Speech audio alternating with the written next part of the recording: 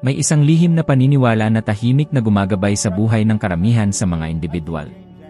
Hindi ito lantaran na pinag-uusapan, ni hindi rin ito kitang-kita, pero dinidiktahan nito ang iyong kita, ang iyong pamumuhay, at maging ang lawak ng iyong mga pangarap. Ang paniniwalang ito ang dahilan kung bakit nananatiling parang nakakulong ang mga taong may talento, habang ang iba, na tila ordinaryo lang, ay umuunlad. At marahil, nang hindi mo man lang namamalayan, ang ideyang ito ay bumubulong sa iyo araw-araw, hindi ito para sa iyo. Samahan mo ako, dahil kung maintindihan mo ang konseptong ito hanggang sa dulo, lubos na magbabago ang paraan ng pagtingin mo sa iyong sarili. May isang tahimik na damdamin na pumipigil sa pag-unlad bago pa man ito dumating. Hindi ito kakulangan ng pagkakataon, talento, o pagpupursigi. Kundi isang malalim na paniniwala na hindi mo ito karapat-dapat. Ito ay nagpapakita bilang maliliit, halos hindi mo napapansing kaisipan. Nagtatrabaho ka ng masipag, ngunit nakakaramdam ka ng pagka-guilty sa paghingi ng higit pa. Nangangarap ka ng malaki, ngunit mabilis mong kinokorekta ang iyong sarili, ipinipilit mong maging makatotohanan ka. Nasasaksihan mo ang pag-unlad ng iba, at sa halip na ma-inspire, nakakaranas ka ng kakaibang pagkailang, na parabang ang tagumpay na yon ay hindi para sa iyo. Naiintindihan ko ang damdaming ito dahil nakasama ko ito sa maraming taon. Nang ako ay bata pa, hindi ko nakita ang sarili ko bilang isang taong nakalaan para umunlad. Nakita ko ang sarili ko na nagsisikap lang makaraos. Maaga akong huminto sa pag-aaral, kumukuha ng mga trabahong hindi gaanong nangangailangan ng pag-isip, pisikal na paggawa at pag-uulit lang. Sa mga pabrika, gasolinahan, kung anuman ang dumating. At ang pinakamapanganib na bahagi ay hindi ang trabaho mismo, kundi ang panloob na usapan na pinapanatili ko araw-araw. Sinabi ko sa sarili ko na yon ang pinakamataas na maaari kong paghanguan ng pag-asa sa buhay. Hindi dahil may nagsabi sa akin, kundi dahil tinanggap ko ang ideyang iyon bilang katotohanan. At narito ang isang bagay na ilan lang ang nakakaalam, ang pakiramdam ng kawalang halaga ay hindi sumisigaw, ito ay bumubulong. Sinasabi nito sa iyo na mas ligtas na manatili kung nasaan ka. Na mapanganib ang magnanais ng higit pa.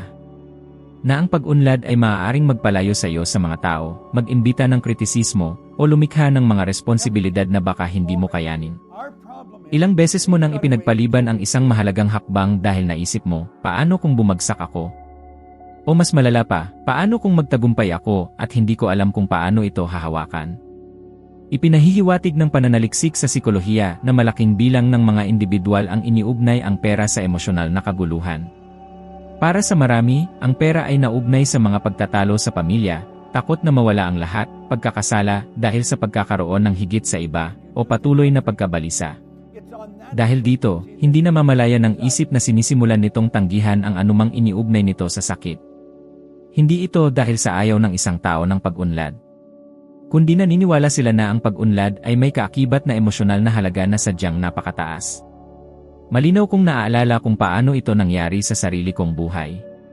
Kahit na lumitaw ang mga pagkakataon, makahanap ako ng paraan para hindi ituloy.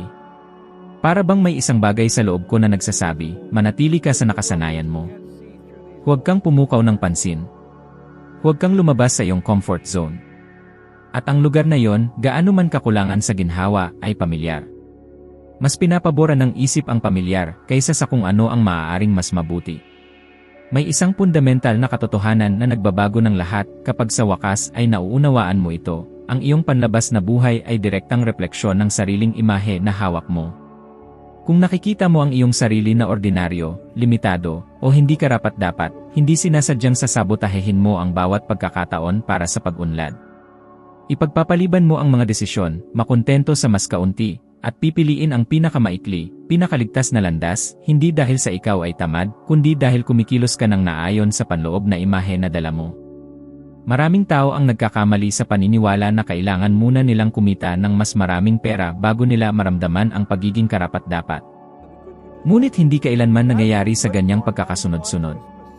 Unang dumarating ang pakiramdam ng pagiging karapat-dapat, pagkatapos ay ang resulta.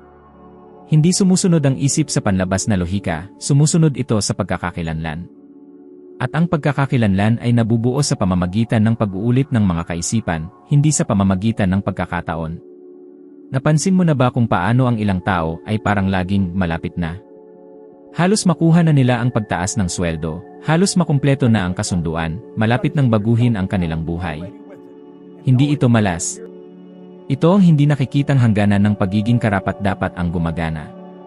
Ang mga individual ay lalayo hanggat sa tingin nila ay kaya nila at hindi na higit pa. Natutunan ko sa mahirap na paraan na walang sinumang darating upang iligtas ako mula sa panloob na bilangguan na ito. Hanggat nakikita ko ang sarili ko na maliit, ganoon din ang pagtrato sa akin ng buhay. Nang simulan kong hamunin ang sariling pananaw na iyon, nagsimulang magbago ang mga bagay. Hindi sa pamamagitan ng mahika, kundi sa hindi maiiwasang paraan. Dahil kapag binago mo ang iyong paniniwala sa kung ano ang nararapat sa iyo, binabago mo rin ang iyong tinatanggap, ang iyong kinukonsinti, at ang iyong hinahabol. Isa puso mo ito ng malalim, wala ka sa kung nasaan ka dahil sa kakulangan ng kakayahan. Nasa iyo ang kung nasaan ka dahil iyon ang antas na pinayagan mo ang sarili mong marating o manatili hanggang ngayon. At sa sandaling tanungin mo ang panloob na pahintulot na iyon, may magsisimulang magbago sa loob mo. Hindi ito kaguluhan, ito ay kalinawan. At ang kalinawan ay laging nauuna sa pag-unlad. Lahat ay nagsisimulang magbago sa sandaling mapagtanto mo na ang iyong sariling imahe ay hindi kung sino ka talaga, kundi kung sino ka ayon sa iyong nakasanayan. Maraming taon akong naniwala na ang katatagan ay katumbas ng seguridad, kahit na gumigising ako araw-araw na pakiramdam ko ay nabubuhay ako ng mas maliit na buhay kaysa sa aking kakayahan. Nang magtrabaho ako bilang isang bombero, sa panlabas ay tila maayos ang lahat, ngunit sa panloob ay may isang patuloy na kawalang kapayapaan, isang boses na nagsasabi sa akin na hindi iyon ang aking sukdulang potensyal. Ngunit, hindi ko ito pinansin dahil ang imahe na hawak ko sa aking sarili ay hindi lamang umayon sa pag-unlad. Ang sariling imahe ay gumagana tulad ng isang thermostat.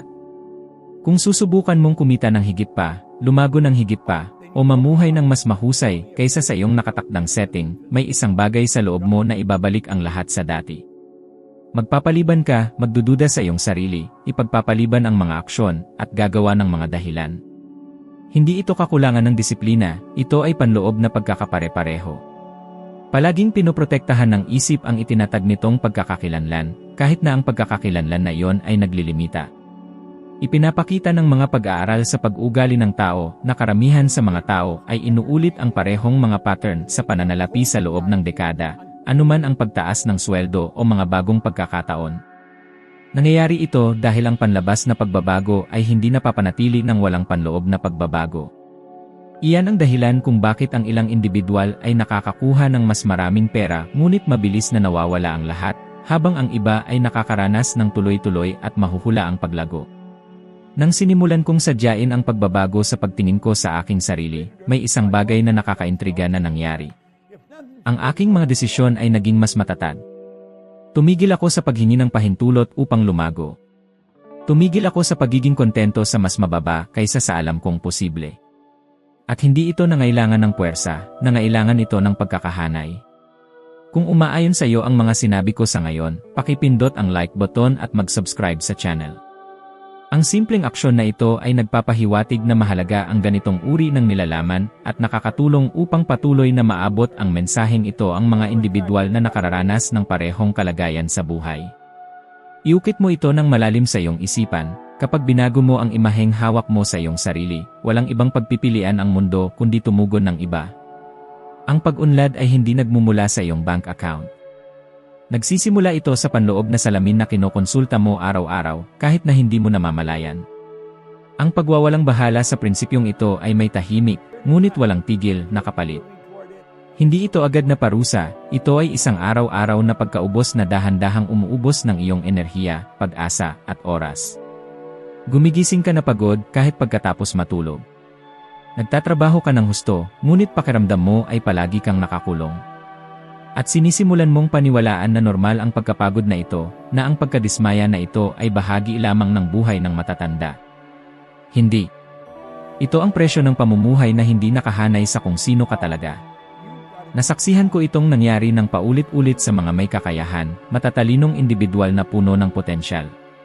Nakakamit pa nga sila ng magandang resulta sa ilang punto, ngunit dahil hindi handa ang kanilang isipan na panatilihin ito, lahat ay nawawala sa kanilang mga kamay. Ang pera ay darating at aalis. Ang mga pagkakataon ay lalabas at sasayangin. Ang mga relasyon ay masisira. At, unti-unti, isang mapanganib na salaysay ang lalabas, walang saysay na subukan. Ipinapakita ng pananaliksik sa emosyonal na kagalingan at pananalapi na ang matagalang stress sa pananalapi ay direktang naugnay sa pagkabalisa, insomnia, pagkamayamutin, at pagkawala ng layunin. Kapag ang isang tao ay pakiramdam na palagi silang humahabol, ngunit hindi kailanman nakakarating, ang kanilang utak ay pumapasok sa survival mode. Sa estadong ito, wala nang pangmatagalang pananaw, walang pagkamalikhain, walang pagpapalawak, paulit-ulit lamang. Mayroong mga pampublikong personalidad na malinaw na naglalarawan nito.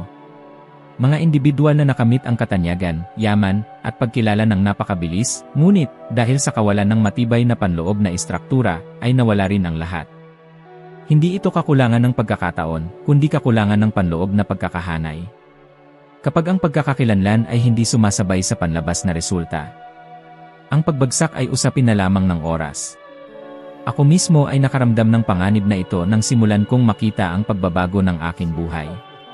Ang tukso na bumalik sa nakasanayan ay napakalaki. Sinusubukan ng iyong isip na kumbinsihin ka na ang labis na paglago ay mapanganib, na mas mabuti na magpabagal, magtago, huwag pumukaw ng pansin. Ito ang lumang pattern na desperadong sinusubukang mabuhay. Kung susuko ka, babayaran mo ito ng pagkaatras. Kung haharapin mo ito, lalago ka. Narito ang isang katotohanan na ilan lang ang tumatanggap. Ang pagpili na hindi magbago ay isa ring pagpili, at kadalasan ang pinakamahal sa lahat. Mababawasan ka ng mga taon. Mawawalan ka ng hindi natupad na mga pangarap. Ipagbabayad ka nito ng patuloy na pakiramdam na may naiwan. Kung hindi mo kusang loob na magpasyang iangat ang iyong kaisipan, gagawin iyon ng buhay para sa iyo sa pamamagitan ng sakit. At ang sakit ay isang epektibong guro, ngunit hindi na kailangan kapag natututo ka sa pamamagitan ng kamalayan. Ang pag-unlad ay hindi lamang tungkol sa pagkita ng mas maraming pera. Ito ay tungkol sa pagtigil sa pagbayad ng hindi nakikitang presyo ng isang buhay na nabubuhay ng mas mababa sa iyong tunay na potensyal. Ang muling pagprograma ng iyong pakiramdam ng pagiging karapat-dapat ay hindi isang solong pangyayari. Ito ay isang araw-araw na proseso ng pag-aayon ng iyong iniisip, nararamdaman, at ginagawa. Nang sa wakas ay pinayagan ko ang sarili ko na yakapin ang isang mas engranding imahe ng kung sino ako, napagtanto ko na hindi ko kailangang labanan ang buhay, kailangan ko lang ihinto ang paglaban dito. Ang negosyo sa paglilinis na inilunsad ko ay hindi lumago dahil ako ang pinakamatalinong tao sa silid. Lumago ito dahil tumigil ako sa pagtingin sa aking sarili bilang isang taong nakalaan lamang na kumita ng maliit na kita. Kapag nagawa na ang panloob na desisyon na yon, natural na sumunod ang aking mga aksyon. Mas matatag akong nakipag-usap, nagtakda ng mas mataas na pamantayan, at tumanggi sa mga alok na dati ay tinatanggap ko dahil sa takot. Ang mga resulta ay dumating bilang likas na bunga. May isang simpleng prinsipyo rito, inaayos ng panlabas na mundo ang sarili nito batay sa iyong panloob na pamantayan. Kapag itinaas mo ang pamantayang iyon, anumang hindi umaayon dito ay unti-unting mawawala. Ang mga tao, gawi, nakagawian, at maging ang mga pagkakataon na dating nagpapanatili sa iyo sa maliit na estado ay hindi na magiging makabuluhan. Hindi ito pagkawala, isa itong pagsasaayos. Kinukumpirma ng agham ng pag-ugali na bumubuo ang utak ng mga bagong koneksyon kapag inuulit mo ang isang ideya ng may damdamin at pagpapatuloy. Iyan ang dahilan kung bakit ang pagsasabi lamang ng isang bagay ng minsan ay hindi gumagana, ngunit ang pagsasabuhay ng ideya araw-araw ang siyang nagbabago sa kung sino ka. Ang kasaganaan ay nangangailangan ng pagiging pamilyar. Kailangan mong maging komportable sa ideya ng magandang pamumuhay, magandang kita, at magandang pagtanggap. Narito ang isang praktikal at makapangyarihang hamon, sa loob ng 30 araw, sumulat araw-araw tungkol sa kung paano ka kumilos, magdesisyon, at ipwesto ang iyong sarili kapag nakikita mo ang iyong sarili bilang isang masaganang tao. Hindi ito tungkol sa pantasya, ito ay tungkol sa pagkakakilanlan. Pansinin kung paano nagbabago ang maliliit na pagpili. Kung ano ang tinatanggap mo, kung ano ang tinatanggihan mo, kung paano ka magsalita tungkol sa pera, kung paano ka tumugon sa mga pagkakataon. Sa pagtatapos ng panahong ito, hindi ka lang mag-isip ng iba, gagana ka sa ibang antas. Tandaan ito, hindi mo kailangang kumbinsihin ang mundo ng anuman. Kailangan mong iayon ang iyong sarili sa loob sa kung ano ang nais mong mabuhay. Kapag pinayagan mong umunlad ang iyong sarili, nakikipagtulungan ang buhay. Hindi dahil humingi ka, kundi dahil sa wakas ay inilagay mo ang iyong sarili sa tamang dalas upang makatanggap. Ang kasaganaan ay hindi isang premyo, ito ay isang tugon. May isang salik na mas humuhubog sa iyong kasaganaan kaysa sa talento, pagsisikap o swerte, at halos walang pumapansin dito, ang mental na kapaligiran na iyong tinatahanan araw-araw.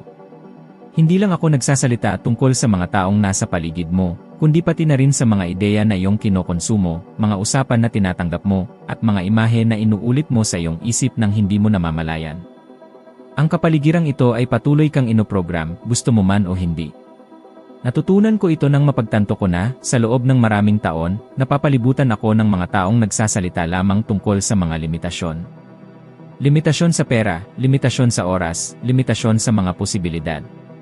Hindi sila masamang tao, sila ay mga taong nakondisyon. At habang nananatili ako sa parehong mental na larangan, hindi nagbago ang aking mga resulta. Ang isip ng tao ay lubhang madaling maimpluwensyahan. Sumisip-sip ito ng mga pattern tulad ng espongha.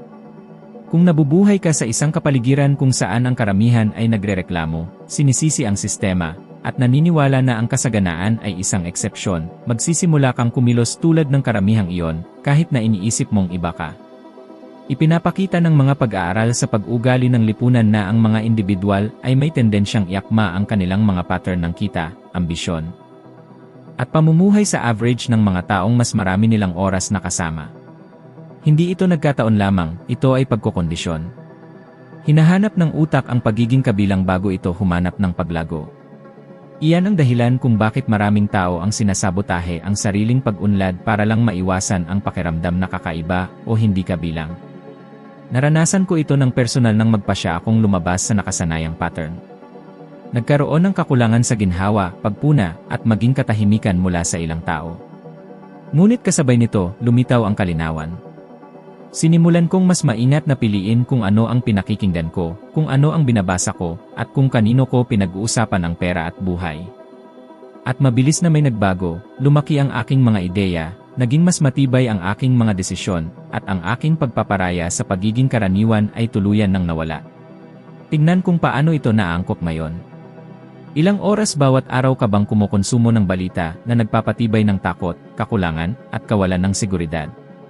Ilang usapan ang umiikot sa mga bayarin, utang, at problema, ngunit hindi kailanman sa mga solusyon. Hindi ito neutral. Sinasanay nito ang iyong isip na umasa ng kaunti mula sa buhay. At tumutugon ang buhay ng eksakto sa inaasahang iyon.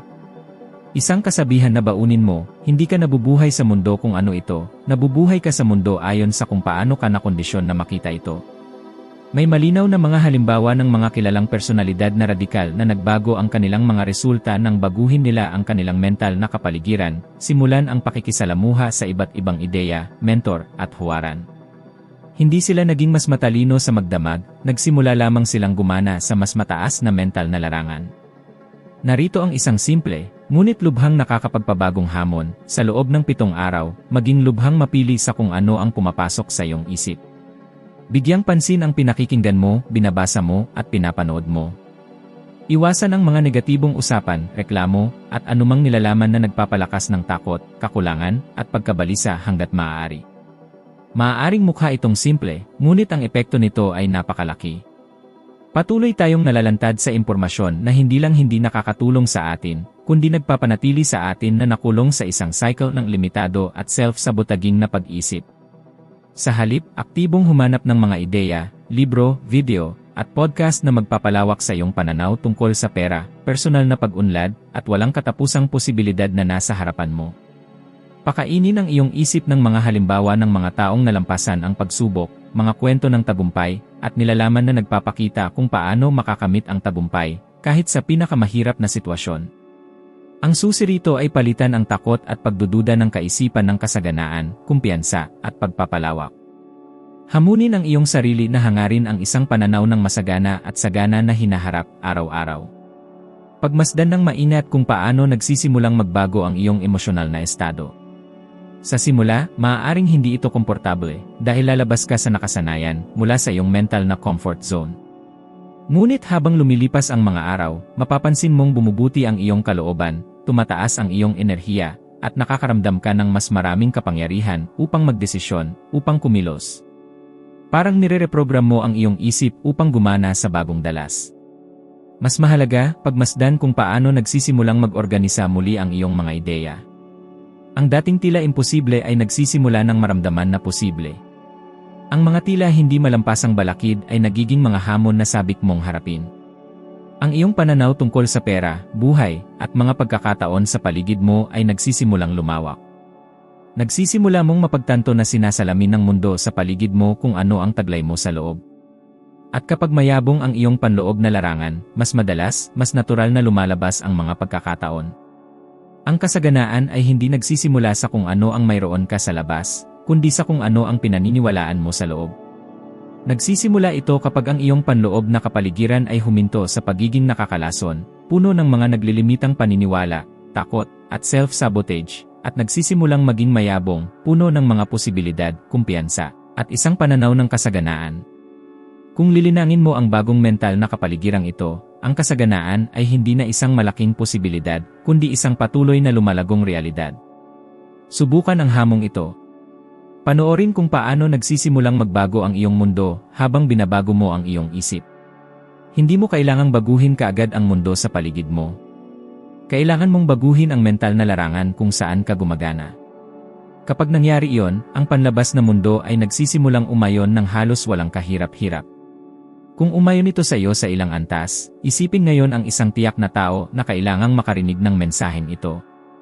Isang taong nagsisikap ng husto ngunit naniniwala pa rin sa kaibuturan ng puso na ang kasaganaan ay hindi para sa kanila. Ibahagi ang video na ito sa taong iyon. Minsan, isang ideya ang dumarating sa eksaktong tamang sandali at nagbabago ng buong direksyon. Salamat sa pagiging narito, sa paglaan mo ng iyong oras at atensyon para sa paglago na ito. Magkita tayo sa susunod na video, kung saan ipagpapatuloy natin ang pagpapalawak ng kung ano ang nagsimula mo ng gisingin sa iyong sarili.